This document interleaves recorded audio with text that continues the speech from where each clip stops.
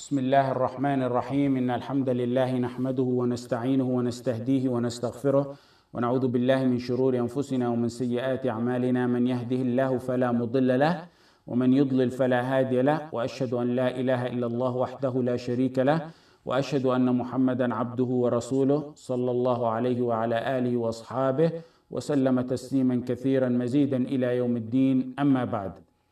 This is our ninth class on the Siyam chapter of Zad al-Mustaqna.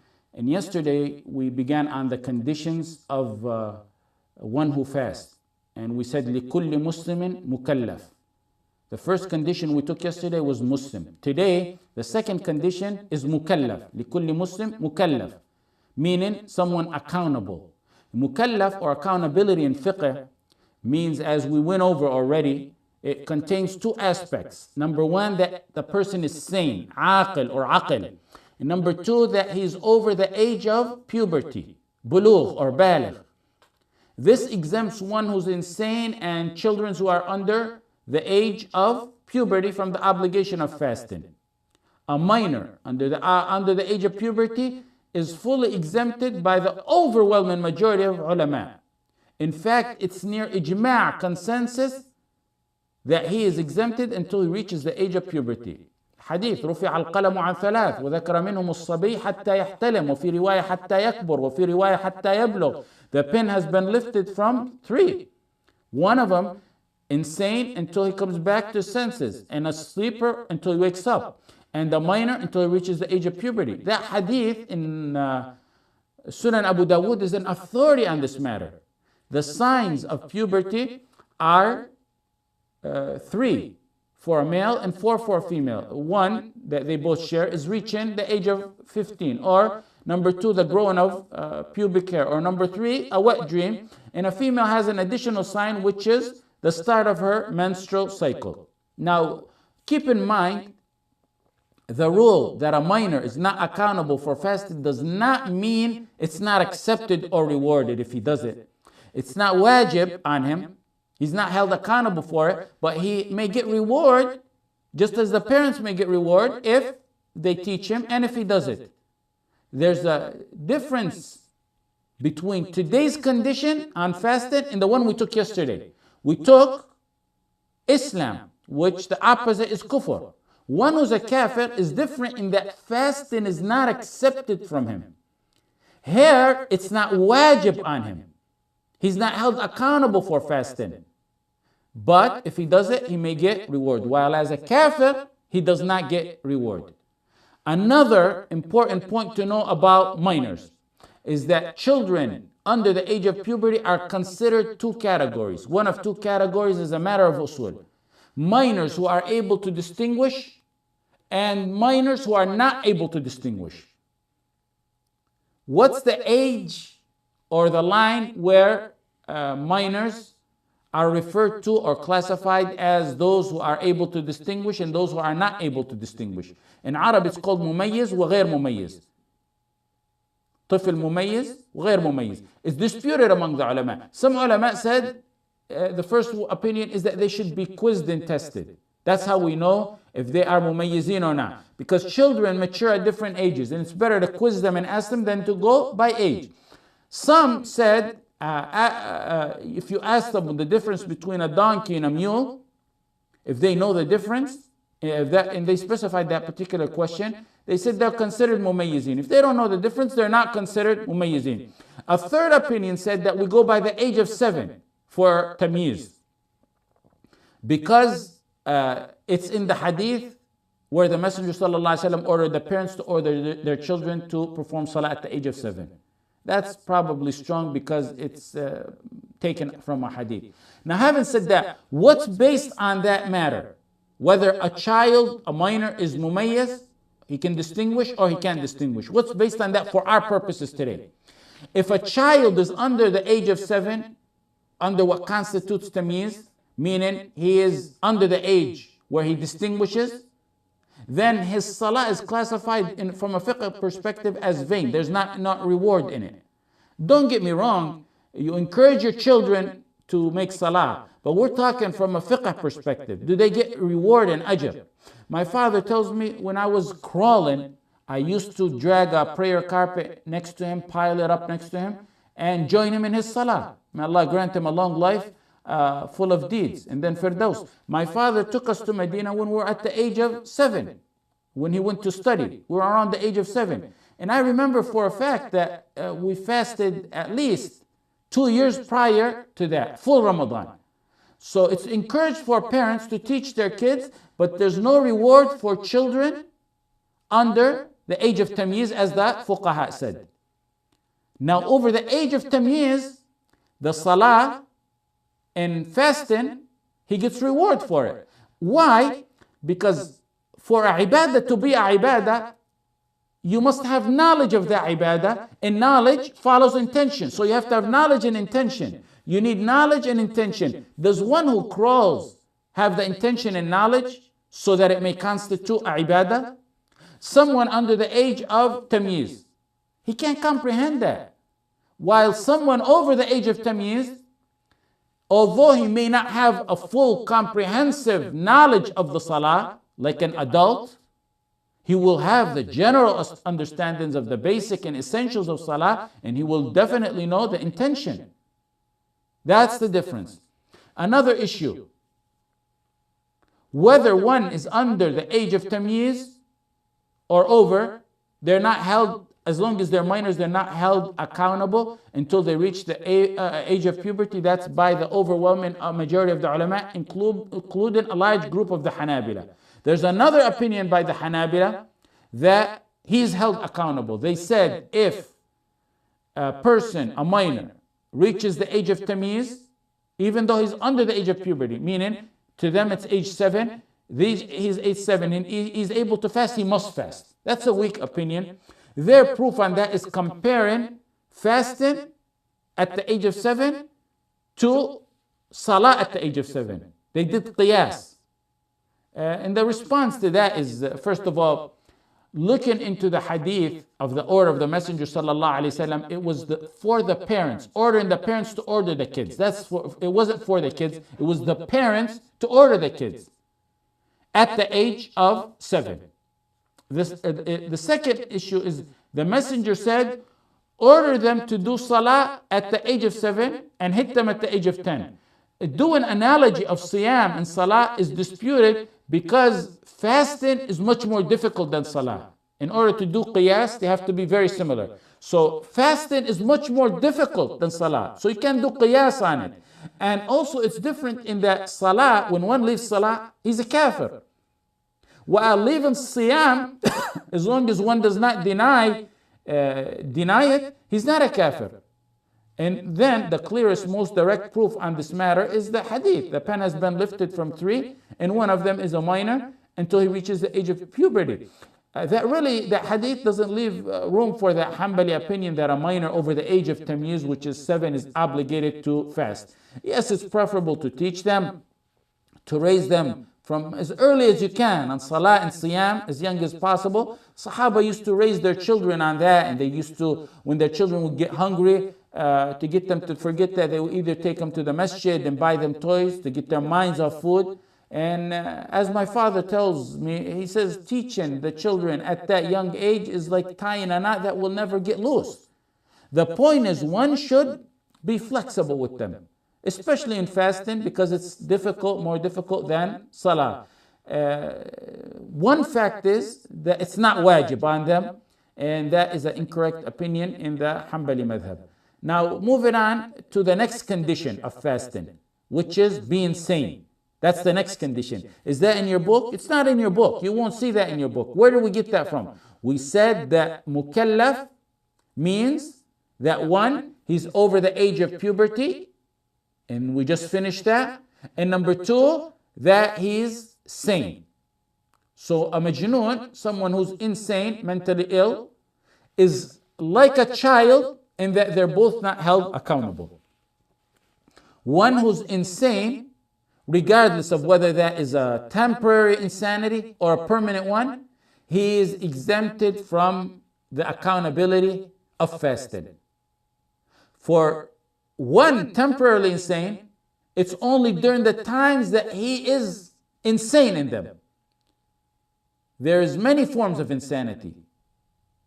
The exemption is for those who are insane, and it includes a variety of types of insanity. For example, Alzheimer's is one. Those in a coma are considered like those insane.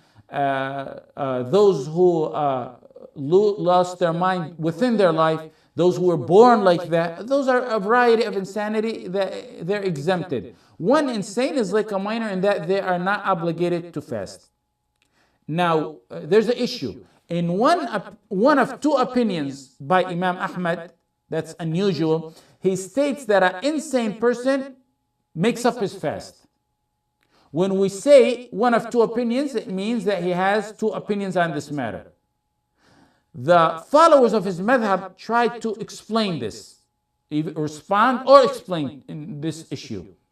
And they tried to do it through two ways. Some of them said this is a weak opinion that could not and should not be attributed to Imam Ahmad, because why did they say that? They said it clearly goes against the hadith رُفِعَ الْقَلَمُ عَنْ ثَلَاثٍ, and among them is عَنِ الْمَجْنُونَ حَتَّى يَفِيقٍ. The pen has been lifted from three, and one of them is one who's insane until he returns to his sanity.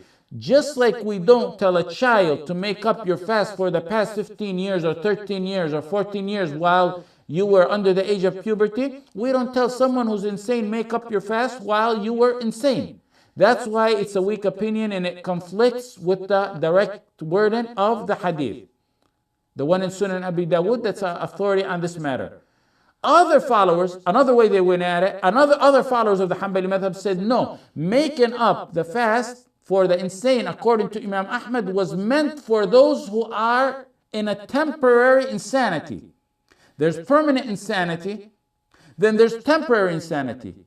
Comes and goes, sometimes for a few weeks, for months, for years, sometimes within the day. They'll be insane part of the day, insane at part of the day. They said what Imam Ahmad meant is that if a person goes insane for an hour of the day and he's cured within that day, that's what Imam Ahmad rahimahullah meant. They tried to justify the opinion of Imam Ahmad rahimahullah by saying he means temporary insanity, meaning if he's cured within that particular day. This issue is actually very similar to one who is in a coma. One who is in a coma and he wakes up in between two salahs. If someone insane returned to his normal status, or one who is in coma wakes up between two salahs, during their coma or insanity, they're not held accountable. Now, if he wakes up after dhuhr, does he have to make that dhuhr? Is he held accountable for that dhuhr? Or he says, okay, next salah, I'll start on that next salah. If he wakes up or his mind returns to him between the salah, before the end of the timing of a salah, which an average person can make wudu in salah, then that's when he must start, and that's when his first salah begins and he's held accountable to it. Let me give you an example to clear that up. If he wakes up 1 minute before dhuhr is over, or 3 minutes before dhuhr is over, meaning he wakes up 3 minutes before asr, because that's when it's over. He's not required to make dhuhr. He's not held accountable for that, because that 1 to 3 minutes is not enough for an average person to make wudu in salah. If he wakes up or his mind returns to him 10 to 15 minutes before asr, then he has to make dhuhr, because an average person is able to make wudu in salah within 10 to 15 minutes. So far we took the condition of Islam, which was yesterday. Today we took mukallaf, which means over the age of puberty, and it means sane. The next one that the author mentions is qadirin. He says qadirin. This is something nearly all the ulama agree on. The ability to fast. You have to be able to fast. Islam orders those who are able to do that which they are able. Islam does not have any orders that are impossible or one can't endure. That's why when one cannot endure fasting, for example, for an illness, he doesn't have to fast. Islam does not order something that's impossible. لا يكلف الله نفسا إلا وسعها. Allah burdens not a person beyond his scope. فَاتَّقُوا اللَّهَ مَا اسْتَطَعْتُمْ. Keep your duty to Allah and fear Him as much as you can. مَا اسْتَطَعْتُمْ. As much as you can. Do as much as you can. And the Messenger ﷺ said, إِذَا أَمَرْتُكُمْ بِأَمْرٍ فَأْتُوا مِنْهُ مَا اسْتَطَعْتُمْ. When I command you, do the best of your ability and capacity. If one is not able to fast, we say it's not wajib on him. He's not able to fast, it's not wajib on him. What falls under this is one who's traveling, some, like who are traveling, some who are ill, some who are old, or some who have incurable disease. There's a difference between one who's ill, if he has, for example, a cold or a flu, or his leg is broken and he needs pain medication, and that falls under وَمَنْ كَانَ مَرِيضًا أَوْ عَلَى سَفَرٍ فَعِدَّةٌ مِّنْ أَيَّامٍ أُخَرٍ. Whoever's ill or he's on a journey, the same number of days which he did not fast, he did not observe his fast, he has to make them up if he breaks his fast.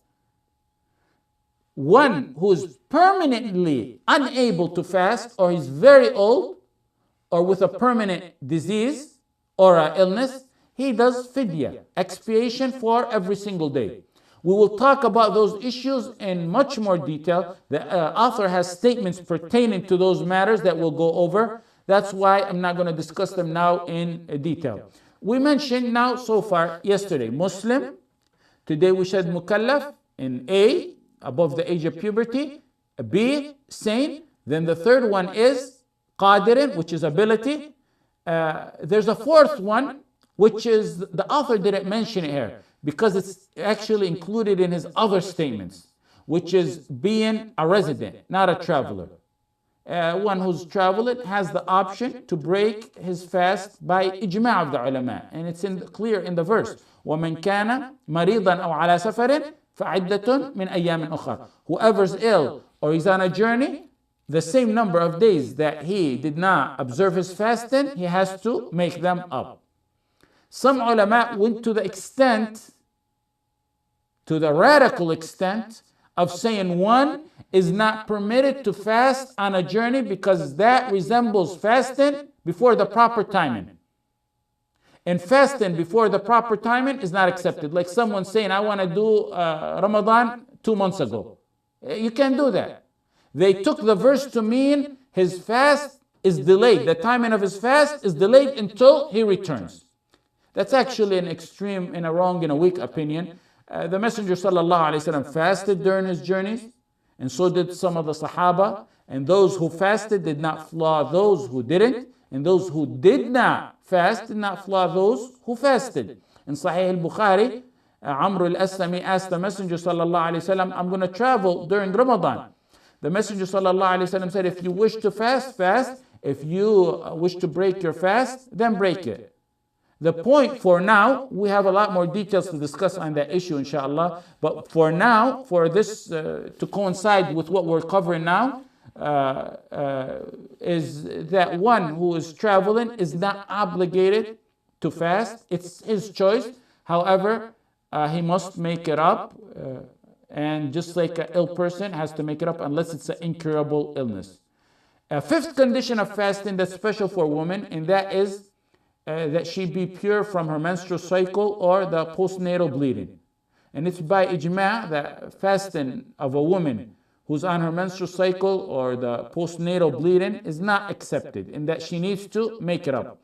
Those are the 5 conditions that one must have to have an accepted fast. Islam, taklif, which is sanity and over the age of puberty, ability, a resident, he not be traveling, and a woman who's not on her menstrual cycle or her postnatal bleeding. There are details, again, I'm going to repeat, there are details on some of those issues that I didn't mention because the author has future statements on them, so it best coincides with the explanation that we do it then. Let's stop here. We have some time for questions.